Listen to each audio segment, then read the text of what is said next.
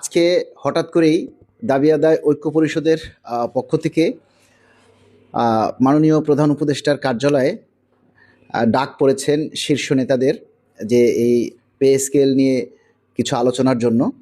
সে আলোচনায় অংশগ্রহণ করার জন্যই দাবি আদায় ঐক্য পরিষদ, সরকারি গাড়ি চালক সমিতির কেন্দ্রীয় নেতৃবৃন্দ,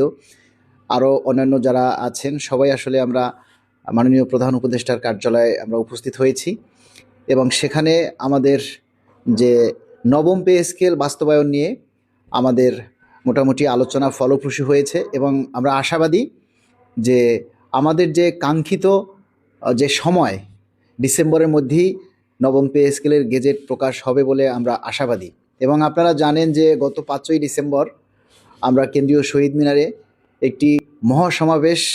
আমরা আয়োজিত করেছিলাম, মহাসমাবেশ পালন করেছি। সেখানে সারা বাংলাদেশের প্রতিটি জেলা উপজেলা থেকে এবং শহর, বিভাগীয় শহর থেকে লক্ষাধিক কর্মচারী আমাদের সেই মহাসমাবেশে উপস্থিত হয়েছেন এবং সেখানে আমাদের যে মহাসমাবেশের যে উদ্দেশ্য সেটা হচ্ছে সরকারি কর্মচারীরা আজকে যে মানবেতর জীবনযাপন করছে, সরকারি কর্মচারীরা যে কষ্টে আছে, সেই কষ্টের কথাগুলি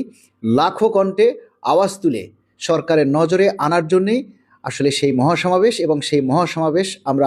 আমরা মনে করি আমাদের মহাসমাবেশ সফল হয়েছে এবং সেখান থেকে আমাদের যে দাবি দেওয়ার কথাগুলি, আপনারা জানেন যে বাংলাদেশের যত জাতীয় গণমাধ্যম রয়েছেন, টিভি, পত্রিকা, সবগুলো চ্যানেলেই আমাদের সেই দাবির কথাগুলি উঠে এসেছে। এই জন্য গণমাধ্যম যারা মিডিয়া কর্মী আছেন তাদেরকে আমরা আন্তরিক ধন্যবাদ জানাই। এবং সেখান থেকেও কিন্তু একটা কথাই বলা হয়েছে যে আমাদের যে আলটিমেটাম ডিসেম্বরের 15 তারিখ, সেই 15 তারিখের মধ্যেই আমাদের যাতে নবম পে স্কেলের গেজেট প্রকাশ করা হয় এবং এটাই হচ্ছে আমাদের মূল দাবি।